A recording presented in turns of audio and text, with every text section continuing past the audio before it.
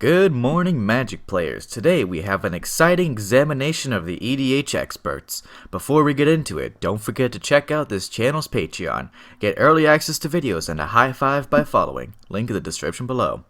On this episode, Archon Arcanus returns, piloting Gargos, Vicious Watcher. The Dancing Degenerate has kept 2 forests, Nature's Lore, Explosive Vegetation, Hydra Broodmother, Sprouting Phytohydra, and Voracious Hydra. That's a lot of Hydras. Gary Ripoll cautiously steps onto the battlefield, wary of any one-shot abilities. He's brought Multani again, keeping 2 forests, Mikokoro, Reliquary Tower, Growing Rights of Itlamok, Once Upon a Time, and Llanowar Elves. Kudzwi brings Kruphix to the fight, feeling confident after their victory last game. They've kept a hand of 2 wastes, Manifold Key, Soul Ring, Lightning Greaves, Mystic Forge, and Spawnsire of Ulamog. What a strange Kruphix deck. Speaking of strange, Horatio Twirlstash returns to test his mettle. He's returned with Xenagos, keeping a Mountain, Rugged Highlands, Mana Flare, Zendikar Resurgent, Savage Beating, Scarab from Existence, and Bloodbraid Elf. Gary slinks onto the field and starts us off, wearing extra armor for some reason. Gary plays a forest, then begins the ramp train with the Llanowar Elves. He passes to Kudzwi.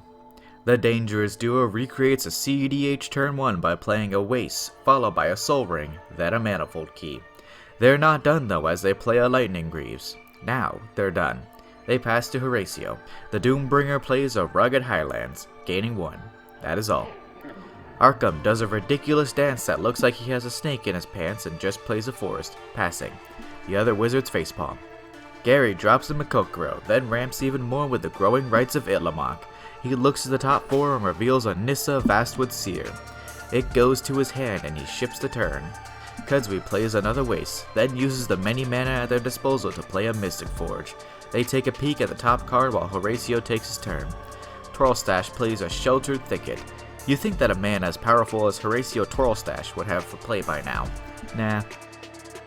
Arkham plays a forest, then finds another forest with Nature's Lore. All done, he passes to the Nervous Executioner. The train of forests continues as Gary plays a forest, followed by Nissa Vastwood Seer, getting another forest. Kruphix would have loved this game. Gary Ripoll passes, counting his lands and tightening his armor. Kudzwi plays a Spawning Bed as their land for turn. They play a Conduit of Ruin, which allows them to look for a big Eldrazi. They grab Kozilek, Butcher of Truth, and put it on the top of their library. Lightning Greaves then goes on the Conduit and it goes right at Horatio, dealing 5. Horatio swears revenge while Kudzwi passes. Calming down, Horatio plays his land for turn and then a Mana Flare. The resident Hydra player is happy about that.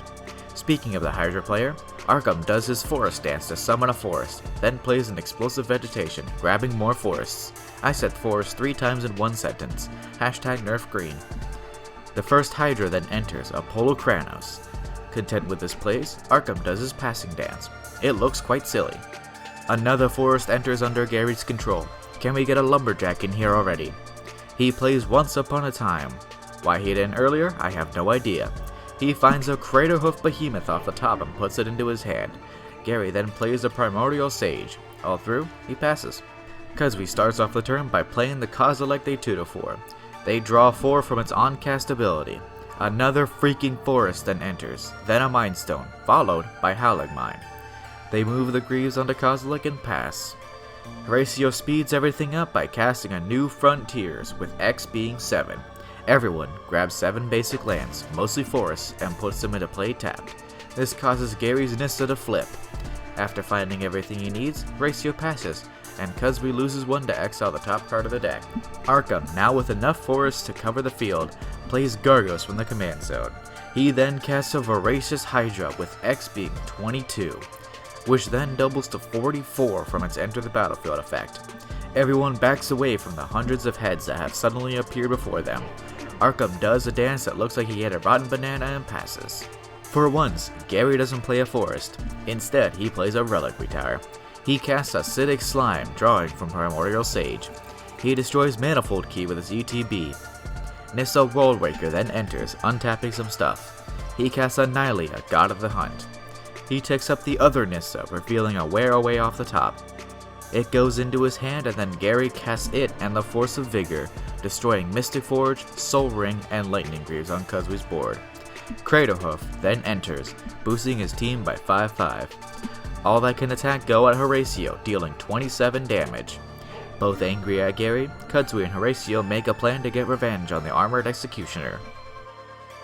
Kudzwi accelerates the plan by playing a Spawn Sire of Ulamog. They don't have enough mana to activate its second ability, so instead they play Kruphix and float the rest of their mana. They crack Mindstone and pass. Horatio puts down a Dictated Karamedra after Kudzwi taps their lands. Nice. Horatio untaps and laughs. He quadruples his mana by playing a Zendikar Resurgent. Bloodbright Elf then enters, cascading into something Horatio doesn't want, Rites of Flourishing. Bad luck, I guess. Horatio casts a Stonehoof Chieftain and brings the pain by casting his commander, Xenagos. He then entwines a Savage Beating, targeting Stonehoof. Xenagos gifts it double power and haste. Both it and the elf go at Gary for revenge. Gary blocks both, but still takes 26 damage over the trample. Then, the next combat step begins. Stonehoof is untapped and is able to finish off Gary, dealing over 50 damage in one hit. Laughing and taunting Gary, Horatio passes to Arkham. Kudzwi casts Titan's Presence, revealing it that betrays. Kudzwi doesn't want the Spawn Sire to die from Pulokranos, so they target that, exiling it. Gargos smacks the Conduit of Ruin in revenge, killing it. Arkham plays 2 more forests. He begins a strange dance that looks like a man getting stabbed with a pickle. He claims it is Victory Dance.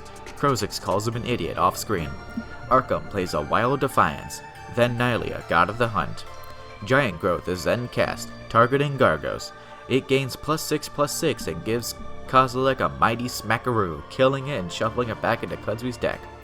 Now that mana is tripled and one of his opponents open, Arkham uses Nylea's ability as many times as he can to pump up Gargos. He swings the Voracious Hydra at Horatio and Gargos at Kudzwi, having enough damage to defeat the other wizards and win the game. I hate Arkham as much as everyone, but even I have to commend him for his fantastic plays. I hope he loses his stupidity and keeps that strategy next time on Wizards of the Vortex.